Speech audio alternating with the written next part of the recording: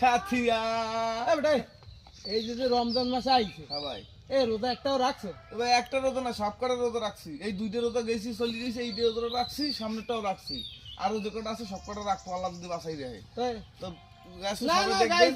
দেখবেন, সবাই দেখবেন ভাই, রোজার দিনে যদি এইসব নিয়ম মিথ্যে কথা বলে ভাই, তাহলে কিন্তু আর পাপের আর সীমা নাই। রোজার মাসটা কিন্তু মাফ করার মাস, ঠিক আছে?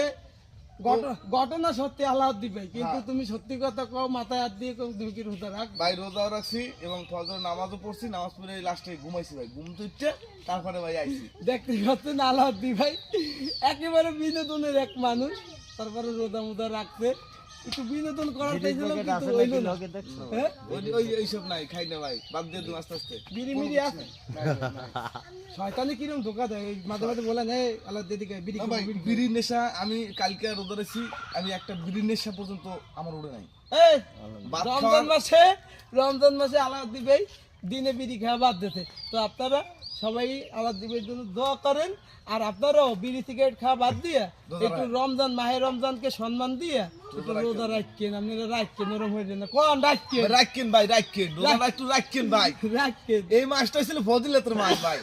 রোজা রাখলে যে কত সওয়াব, কত যে কত পাপের থেকে যে বিরত দূরে থাকবেন, এটা খালি একমাত্র আপনারাই বুঝবেন। রোজা না রাখলে কিন্তু এইসব মতাটা পাইবেন না।